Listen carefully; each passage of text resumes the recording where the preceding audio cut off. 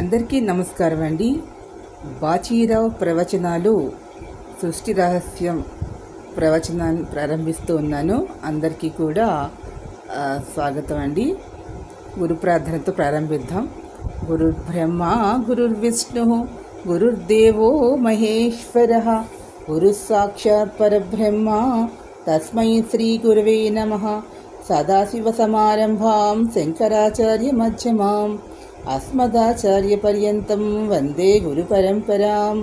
అస్య శ్రీ సూర్యవర ప్రసాదిత శుక్లయజుర్వేద మూలమంత్ర మూలగురు యాజ్ఞవల్క్య ఋషి కౌండిన్యముని ఖానోముని నమో నమస్తే. శ్రీ కాత్యాయని మైత్రేయ సమేత యాజ్ఞవల్ గురుభ్యో నమః. జై శ్రీమన్నారాయణ, జై శ్రీకృష్ణ.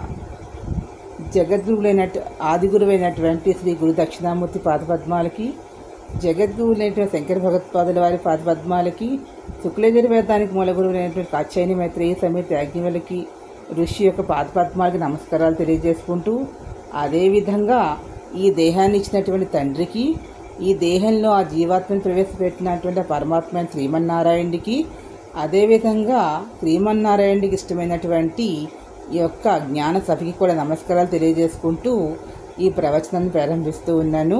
జై శ్రీమన్నారాయణ, జై శ్రీకృష్ణ.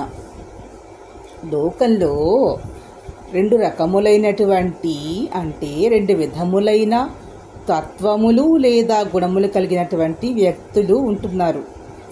దాంట్లో ఒకరు మేము జ్ఞానము కలిగి ఉన్నాము అని చెప్తున్నటువంటి వారు, రెండో వారు లౌకిక జీవితమే పరమావధి అని, లౌకిక జీవితమే గొప్పది అంటూ భావన చేస్తున్నటువంటి వారు. ఇక్కడ మనం తెలుసున్న వారికి చెప్పవచ్చును, తెలియని వారికి చెప్పవచ్చును. తెలియని వారు అంటే ఎవరు? ఈ లౌకిక జీవితమే గొప్పది అంటూ తమ కుటుంబం గురించి ఇంద్రియ మోహం మీద వ్యామోహం కలిగి ఉండి అలంకరణం మీద వీటి గురించి కుటుంబము పిల్లలు ఇది గురించి ఆలోచిస్తూ ఉంటారు. ఆ కుటుంబం ఉన్నతి గురించి. వారిని తెలియని వారు. తెలుసున్నటువంటి వారు పరమజ్ఞానం ఉన్నటువంటి వారు, అన్నీ తెలుసున్నటువంటి వారు. వారికి చెప్పవచ్చును. వారికి చెప్పవలసినటువంటి అవసరం లేదు, వారికి అన్నీ తెలుసు కాబట్టి వారు ఎలా నడుచుకోవాలో ఆ విధంగా నడుచుకుంటారు. ఈ తెలిసి తెలియని వారు ఉన్నారే, వీరితో చాలా చాలా ఇబ్బంది. ఇప్పుడు చాలామంది మేము జ్ఞానము సంపాదించాము, భగవద్గీతలు ప్రవచనాలు చెప్తున్నారు, భగవద్గీత గురించి మాట్లాడుతున్నారు, శైవమని, వైష్ణవమని, శాక్తేయమని ఇలా రకరకాలుగా చెప్తూ ఉన్నారు. సరే, ఇప్పుడు ఎవరైతే మనం సౌమ్యంగా శాంతంగా దైవారాధన చేయాలి, దక్షిణాచార సాంప్రదాయంలోనే శక్తిని ఆరాధన చేయాలని, అదేవిధంగా విష్ణు అనేటటువంటి వాడు శ్రీమన్నారాయణుడు పరమశాంతమూర్తి. అదేవిధంగా ఆయన మధుర భక్తికి ఉదాహరణగా చెప్తారు కన్నయ్యని. ఇది కూడా ఒక మంచి విధానమే. సౌమ్యంగా ప్రశాంతంగా భగవంతుని ఎటువంటి కోరిక లేకుండా పొందే విధానమే మధుర భక్తి అనేది ఉన్నతమైనటువంటిది. శైవాగమం శివుణ్ణి ఆరాధన చేస్తారు. అద్వైతము అంటే ఇద్దరిని కూడా ఆరాధన చేసేటటువంటి శివకేశవుని శక్తిని కూడా. ఇక్కడ ఇలా మాట్లాడుతూ చాలామంది చెప్తూ ఉన్నారు కదా, ఇలా చెప్తున్న ప్రసంగాల్లో వీరు ఇంత జ్ఞానం సంపాదించినప్పుడు అంటే ఎవరైనా ఒక మాట అంటే కూడా తిరిగి ప్రతిస్పందన అంటే వారికి ఒక అహంకారపూరితంగానో కోపంగానో వారికి సమాధానం ఇవ్వకుండా మౌనం వహించాలి అనే కదా. ఇప్పుడు ఇంద్రియాలను ఇవన్నీ నేర్చుకుంటున్నది ఎందుకు? ఇంద్రియాలను జయించాలి, అర్షడ్ వర్గాలను అదుపులో పెట్టుకోవాలి అని. అంటే భగవద్గీత యొక్క సారాంశం కూడా అదే కదా. నీ పని నీవు చేయమని చెప్తాడు స్వామి. అర్షడ్ వర్గాలను అధీనంలో పెట్టుకోవాలి అంటే ఎవరైతే విష్ణు భక్తులు అంటారో, విష్ణు యొక్క భక్తులో, శ్రీమన్నారాయణుడి భక్తులో వారందరూ కూడా ఏ విధంగా ఉండాలి? శ్రీమన్నారాయణుడికి ఇష్టమైన విధంగా ఉండాలి. అంటే శ్రీమన్నారాయణ యొక్క నామస్మరణ చేసుకుంటూ ఉండాలి. అలా ఉంటున్నారా? ఉండకుండా ఒకరినొకరు వారు ఏదో అన్నారని వీరేదో అన్నారని వారు లౌకికపరమైనటువంటి విషయాల మీద, అదేవిధంగా స్త్రీలకు సంబంధించినటువంటి విషయాల మీద గట్టిగా మాట్లాడుతూ ఈ ప్రవచనాలు చెప్పేటటువంటి వారు ఒకరి మీద ఒక విమర్శలు చేసుకుంటూ ఉన్నారు కదా. మీరు జ్ఞానం సంపాదించినప్పుడు వీరు ఎందుకు ఈ విధంగా ప్రవర్తిస్తున్నారు అంటే, ఈ జీవాత్మలు జ్ఞానం పొందాము అనే భావనతో అజ్ఞానంలోనే ఉన్నారు అనినది పరమసత్యము. ఎందువల్ల? అదియే సృష్టి, అదియే మోహము, అదియే మాయ, అదియే సృష్టి రహస్యము. కావున వీరిని జ్ఞానవంతులు అని అనరు.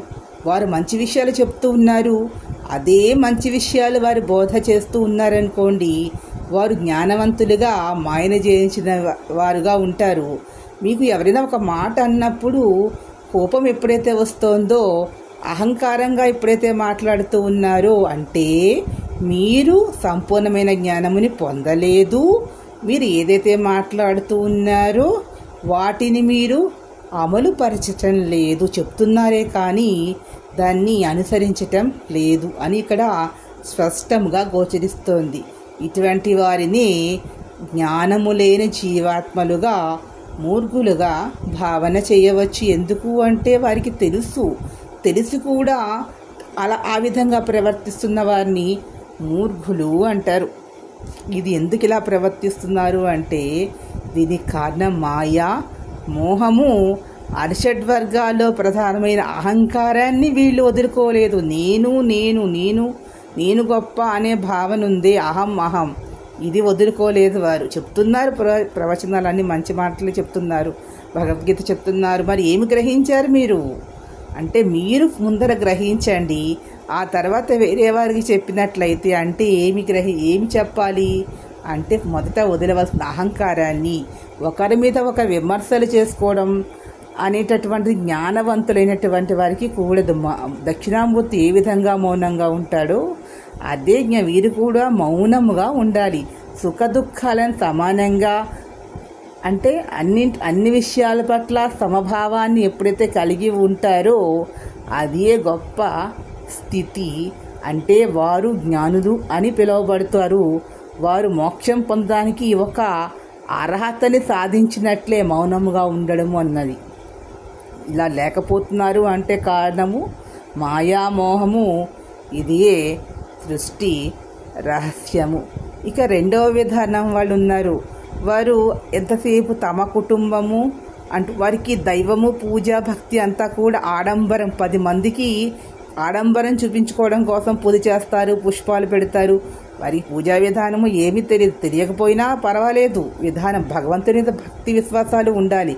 కానీ అది లేదు. ఎన్ని దీపాలు పెడితే అంత గొప్పని గుమ్మం బయట, గుమ్మం అక్కడ ఇక్కడ విపరీతంగా దీపాలు పెట్టడం, ఎక్కడ పడితే అక్కడ దీపాలు పెట్టడం, ఇల్లంతా దీపాలు పెట్టేసేయడం, ఇలా ఒక వారి కుటుంబానికి వారికి మాత్రమే, అది కూడా సంపూర్ణంగా వారి కుటుంబం గురించి కూడా కోరుకుంటున్నారో లేదో తెలియదు. వారు అంగులు ఆర్భాటాలు చేస్తూ వీరందరినీ ఏమంటారని తెలియని వారు, అంటే అజ్ఞానము కలిగినటువంటి జీవాత్మలు ఎంతసేపు ఇంద్రియ వ్యామోహం మీద తమ గొప్ప ప్రదర్శించుకోవడం కోసం అని తమ దేహం ఎంతకాలం ఉంటుందో వారికి తెలియదు, తమ పరివారం తమతో ఎంతకాలం ఉంటారో కూడా తెలియదు, తమ చుట్టూ ఉన్నటువంటి వారు కూడా తమతో వస్తారు, తమతో రారు, తమతో పాటు ఎంతకాలం ఉంటారో కూడా తెలియదు. వారి వల్ల వీరికి ఉపయోగము లేదు, తమ కుటుంబంలో ఉపయోగము లేదు. కానీ ఆడంబరాలతోటి లోపలున్నటువంటి ఆ జ్ఞానాన్ని పొందలేక, అజ్ఞానంతో జీవాత్మ లోపలే ఉన్నాడు అనే భావన తెలుసుకోలేక ఆడంబరాలతో చేస్తూ ఉంటారే, దాన్ని 10 మందికి బహిర్గతం చేసుకుంటూ అజ్ఞానంతో ఉన్నటువంటి జీవాత్మలు వారు ఆ విధంగా ఎందుకు ప్రవర్తిస్తున్నారు అంటే, ఓ పక్కన అవన్నీ క్యాసెట్లు కిందో సీరీ కింద పెట్టి వింటూ ఉంటారు ఆ విష్ణు సహస్రనామం అవన్నీ, కానీ వాటి నుంచి ఏమీ గ్రహించరు. లలితా సహస్రనామాలు వింటారు కానీ ఏమీ గ్రహించరు. ఎంతసేపు ఆడంబరము. వారు చూపించేటటువంటి భక్తి అనేది అమ్మవారిని నమ్మకం ఉండవచ్చు, పూజించుకోవచ్చు, ప్రేమగా చూడవచ్చు, కానీ వారు చేసేటటువంటిది ఒక రకమైన నటన కింద 10 మందికి చూపించుకోవడం. మౌనంగా పూజ చేసుకోవాలి, మౌనంగా ధ్యానం చేసుకోవాలి. భక్తి అనేది ఎవరి వ్యక్తిగతంగా చేసుకోవాల్సినదే, కానీ 10 మందికి బాహాటంగా దాన్ని చూపిస్తూ అందరికీ చేస్తున్నారే, వీరందరూ కూడా అజ్ఞానమైనటువంటి జీవాత్మలు. ఇలా ఎందుకు చేస్తున్నారు అంటే వారిలో మోహ వ్యామోహాలు ఎక్కువగా ఉంది. వీరందరూ కూడా తమో గుణం అధికంగా కలిగి ఉండడం వల్లే వీరు ఈ విధంగా ప్రవర్తిస్తూ ఉన్నారు. కాబట్టి ఇలా చేయడం వల్ల వారు సాధించేదంటూ ఏదీ లేదు. మళ్ళీ మళ్ళీ జన్మలు ఎత్తవలసినటువంటి అవసరం ఉంటుంది. ఎందుకంటే లౌకికపరమైనటువంటి సుఖాల కోసం వారు కోరుకుంటున్నారు. దేవాలయంలో నిత్యము కూడా దేవతార్చన, దేవుడికి పూజ చేసేటటువంటి వారు కూడా ఈ అరిషడ్వర్గాలను జయించలేదు. ఓ పక్కన పరమాత్మకు పూజ చేస్తూ 2 పుష్పాలు వేస్తాడు, మళ్ళీ ఫోన్ తీసుకుంటాడు, మాట్లాడుతూ ఉంటాడు, మళ్ళీ వాళ్ళతో వీళ్ళతో మాట్లాడుతూ ఉంటాడు, 2 పువ్వులు వేస్తూ ఉంటారు. ఇది పూజ. ఒక అర్చకుడు ఒక పూజ చేయవలసినటువంటి పూజ. అతనికి పరమాత్మ మీద ఎటువంటి భక్తి కానీ విశ్వాసం కానీ లేదు. తను కేవలం గాయత్రి మంత్రోపదేశం పొందాడు. ఏదో బ్రాహ్మణ కులంలో జన్మించాడు, వైష్ణవ కులంలో జన్మించాడు, శైవంగా జన్మించాడు కాబట్టి అదే అతని అర్హతగా భావన చేసి అతను ఒక ఉద్యోగం మాదిరిగా చేస్తున్నాడు. శ్రద్ధవా లభతే జ్ఞానం. ఏవైనా ఒక పని చేయాలన్నా కూడా శ్రద్ధ పెట్టాలి. మామూలుగా ఉద్యోగంలో కూడా శ్రద్ధ పెడితేనే కానీ అక్కడ ఆ పని సక్రమంగా చేయలేరు. అటువంటప్పుడు పరమాత్మకు చేసే పూజలో ఆ గోత్రనామాలు అవి ఏం చదువుతాడో ఎవరికీ తెలియదు. ఏదేదో చదువుతూ ఉంటారు. కాసేపు అంటే పరమాత్మ యందు వారికి ఎటువంటిది లేదు. వీరిని ఏమని భావన చేయాలి? గాయత్రి మంత్ర ఉపదేశం పొందిన వారు జ్ఞానవంతులా? కాదు. వీరందరినీ వీళ్ళు ఏమనాలి అంటే రజోగుణము కలిగినటువంటి జీవాత్మలు. వీరు పూజకు అర్హులా అంటే పరమాత్మ పూజ అనేది ఆయన మీద భక్తి విశ్వాసాలతో ఆ పరమాత్మ స్వరూపాన్ని అంటే ఆయన పట్లే నిర్లక్ష్య భావన ఉంది. ఏ పరమాత్మ అయితే గొప్పవాడో నీలో ఉన్న జీవాత్మని ప్రకాశింపజేసి ఆ పరమాత్మ పట్లే అతనికి ఏముంది? నిర్లక్ష్య వైఖరి ఉంది. అతని యొక్క ఫోన్ కాల్స్ మీదో వేరే వ్యక్తుల మీదో అతనికి వారు ముఖ్యులుగా భావన చేస్తూ ఉన్నాడు ఆ 10-15 నిమిషాల సమయంలోని. దీన్ని బట్టి వీళ్ళని ఏమని అంటారు? వీరు జ్ఞానవంతులా? వీరి జ్ఞానవంతులు అంటారా? ఇలా ఎందుకు ప్రవర్తిస్తున్నారు అంటే అతని పూర్వజన్మలో చేసిన ఏదో పుణ్యం వల్ల ఆ జీవాత్మ దేవునికి సేవ చేసుకునే అదృష్టం లభించింది. కానీ అతను దాన్ని సద్వినియోగం చేసుకోవటం లేదు. ఎందువల్ల అంటే మాయా మోహం అనేది అతనికి ఆవహించడం వల్ల అతను పుట్టినటువంటి ఆ జనన సమయకాలము అప్పుడున్నటువంటి గ్రహ సంపత్తి ప్రకారంగా అతను తమో గుణం కలిగినటువంటి గ్రహాల ప్రభావం అతని మీద ఎక్కువగా ఉండడం వల్ల ఆయా వ్యక్తులు ఆ విధంగా ప్రవర్తిస్తూ పూజలో వారు తమో గుణం కలిగి ఉంటూ ఉన్నారు. అంటే వీరందరినీ ఏమంటారు అంటే తమో గుణము కలిగినటువంటి జీవాత్మలా ఎందుకు ప్రవర్తిస్తున్నారు అంటే ఇదే మాయా, ఇదే మోహము, ఇదే సృష్టి రహస్యము. అంటే రజోగుణము కలిగినటువంటి జీవాత్మలు ఉన్నాయి, తమో గుణము కలిగినటువంటి జీవాత్మలు ఉన్నాయి, శుద్ధ సాత్విక గుణము, సాత్విక గుణము కలిగినటువంటి జీవాత్మలు ఉన్నాయి. ఇప్పుడు లోకంలో మనకు కనిపించేటటువంటి జీవాత్మలన్నీ కూడా ఈ ప్రవచనాలు చెప్తున్నాము అని వీళ్ళందరూ కూడా రజోగుణము కలిగినటువంటి జీవాత్మలు. ఇక అంగులు ఆర్పాటాలు చేస్తూ ఆ దీపాలు అవి ఇక్కడ పెట్టి అక్కడ పెట్టి హడావుడి చేస్తున్నారే, 10 మందికి చూపించుకుంటూ అట్టహాసం చేసుకుంటూ వీరంత పూజ పేరు చెప్పి ఇటువంటి వారందరూ కూడా తమో గుణము కలిగినటువంటి జీవాత్మలు. కాబట్టి ఈ రజోగుణ తమో గుణ జీవాత్మలకి మోక్షం అనేది లభించదు. మరుమలి జన్మెత్తునే ఉండాలి. మౌనంగా ఒక చోట కూర్చుని ఎటువంటి ఆడంబరము లేకుండా ధ్యానం చేసుకుంటారో. మీరు ఒక ప్రవచనం చెప్పారు, మీరు భగవద్గీత చెప్తున్నారు, మంచి విషయాలు చెప్తున్నారు. ఆ మంచి విషయాన్ని 10 మందికి చెప్పండి అంతే. ఎవరో ఎక్కడో ఏదో మాట్లాడారని చర్చా కార్యక్రమాలు పెట్టుకుని అది వారి విజ్ఞతకు వదిలి వారు ఎవరు ఏం మాట్లాడుతున్నారో అది వారి విజ్ఞతకు వదిలేయాలి. ఆ జీవాత్మ అజ్ఞానంతో ఉంది. అజ్ఞానము మాయా మోహంతో ఉన్నాడు. ఆ మోహంతో అతను అలా మాట్లాడుతున్న తమో గుణము కలిగినటువంటి వాడు అనే ఒక భావన మీరు గ్రహించి వదిలివేసిన రోజున అతని కర్మ, అతని మాట్లాడిన మాటలు ఏదైతే తప్పుగా ఉంటాయో అవన్నిటికీ అతను కర్మని అనుభవిస్తాడు విమర్శలు చేసినందువల్ల. కానీ తిరిగి వీరు కూడా అదే విధంగా తిరిగి మాట్లాడుతూ ఉండడం వల్ల ఏమవుతోంది? మీలో ఉన్నటువంటి జ్ఞానం అనేది తగ్గిపోతోంది. అజ్ఞానం మాయ ఆవహించడం వల్ల మీకు సత్వగుణం ఉన్న మీకు రజోగుణం కలుగుతోంది. తద్వారా మీరు మళ్ళీ జన్మని ఎత్తడానికి మీకే అవకాశం మీరే అవకాశాన్ని ఇస్తున్నారు. మీ జీవాత్మకి ఏదైతే పరమాత్మకు మోక్షం కోరుకుంటున్నారో, పరమాత్మ పాదాలు పొందాలనుకుంటున్నారో, ఎప్పుడైతే మీలో అహంకారం రజోగుణం వస్తుందో, విమర్శకు ప్రతి విమర్శ చేస్తారో అప్పుడు పరమాత్మ మెచ్చడు. మనము ఎవరము నియంత్రించే వాళ్ళము, వారికి మాయ ఆవహించింది వల్ల ఆ విధంగా ప్రవర్తిస్తున్నాడు. మనం చెప్పే మాటలని అతను ఆ జీవాత్మ తమోగుణము అలాంటి మాటలు మాట్లాడుతున్నారు అంటే వారి తమోగుణము కింద జీవాత్మలు. వాటికి వారు ఏదైతే మాట్లాడారో వాటికి తిరిగి ఫలితం అనేది వారికి లభిస్తుంది. వచ్చి చెమలు పరమాత్మ ఇస్తాడు. ఈ పరమాత్మ ఇవ్వవలసిన అవసరం లేదు. సృష్టి ధర్మం ప్రకారంగా ఆ జీవాత్మ ఏదైతే మాట్లాడిందో తిరిగి అదే ఆ మాటల యొక్క ఫలితాలని తిరిగి పొందుతుంది. ఎవరినైతే తను బాధించిందో తిరిగి తను మళ్ళీ జీవాత్మ బాధపడే స్థితి అనేది వస్తుంది. తను ఏదైతే చేస్తోందో మంచి చేస్తే మంచి, చెడు చేస్తే చెడు, ఇది పరమ సత్యమైనటువంటి విషయం. ఇందులో ఎటువంటి ఆలోచనకి తావు అనేదే లేదు. వేరే భావన అనేది అవసరం లేదు. ఎన్ని చేసినా విష్ణు సహస్రనామ పారాయణం 100 సార్లు చేయండి, లలితా సహస్ర పారాయణం 100 సార్లు చేయండి. కానీ మీలో ఉన్నటువంటి రజోగుణము కలిగి ఉన్నట్లయినా తమో గుణము కలిగి ఉన్నట్లయితే ఆ చేసినటువంటి ఫలితం మీకు లభించేటువంటి పూజలు, మంత్రజపాలు, హోమాలు ఏమీ చేయలేకపోయినా కూడా మౌనంగా ఉంటూ మౌనంగానే పరమాత్మని ఆకారము లేనివాడిగానే భావన చేస్తూ ధ్యానం చేస్తూ ఉన్నారనుకోండి, వారు ఎటువంటి మానసిక పూజా విధానము చాలా గొప్పది అని చెప్తారు శంకర భగవత్పాదుల వారి శివ మానసిక పూజా విధానము అని.